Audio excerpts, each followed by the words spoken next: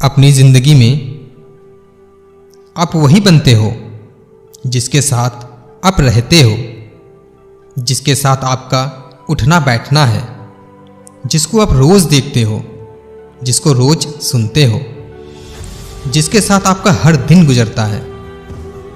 क्या आपने कभी सोचा है आपका समय जिस किसी के साथ बीत रहा है आप उसी की तरह क्यों हो?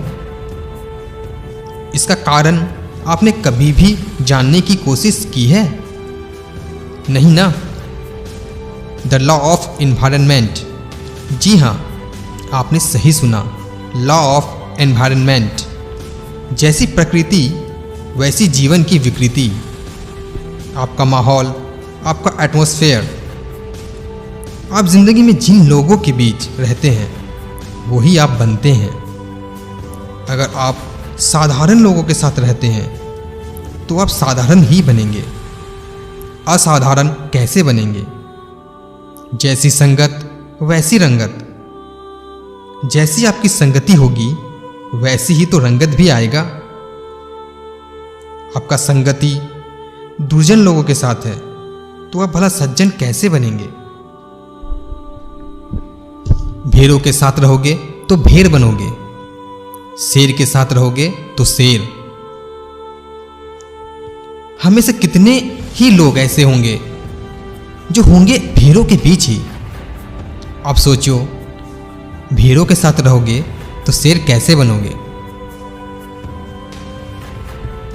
कौवे के झुंड में रहने वाले कभी बाज नहीं बनते।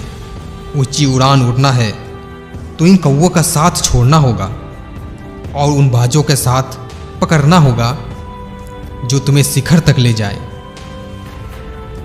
ना कि उन परिंदों के बीच जो भीड़ में कहीं गुम हो जाए। आप वही बन जाते हो जिसको आप देखते हो और सुनते हो। जिसने सिर्फ छोटे जलाशय को देखा हो वो तो सिर्फ वो छोटे से जलाशय की ही बात करेगा। समुद्र तो उसने पूरे जीवन नहीं देखा, तो क्या वो उस समुद्र की बात कर सकता है? बिल्कुल नहीं, कर ही नहीं सकता। वो तो जानता ही नहीं समुद्र कितना विशाल होता है। अगर आप वैसे लोगों के साथ रहते हो, वैसे लोगों से सलाह लोगे जिसकी सोच सिर्फ वो छोटे से जलाशय तक ही सीमित है, उसी की बात करेगा, वो समुद्र के बारे में कभी नहीं। एक बार भगवान बुद्ध अपने शिष्य को 2 तोता लाने को कहा।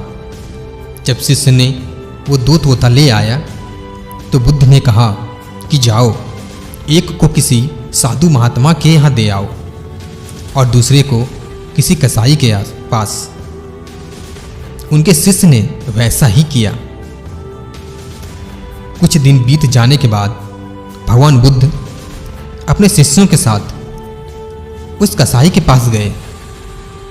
अभी दरवाजे पर पहुंचे ही थे कि तोते की आवाज आई, मारो मारो, पकड़ो पकड़ो, पकड़ कर काट दो। शिष्य बहुत घबरा गए।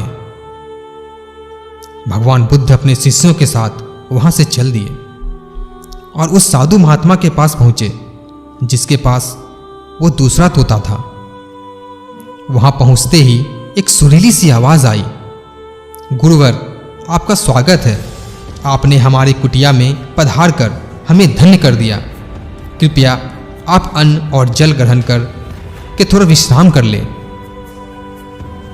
शिष्य ये सब आश्चर्यचकित होकर भगवान बुद्ध की तरफ देखने लगे। तब बुद्ध ने कहा, यही संगति का असर होता है। वो जो पहला वाला तोता कसाई के यहाँ गया वो उसी की तरह हो गया, क्रूर और निर्दयी।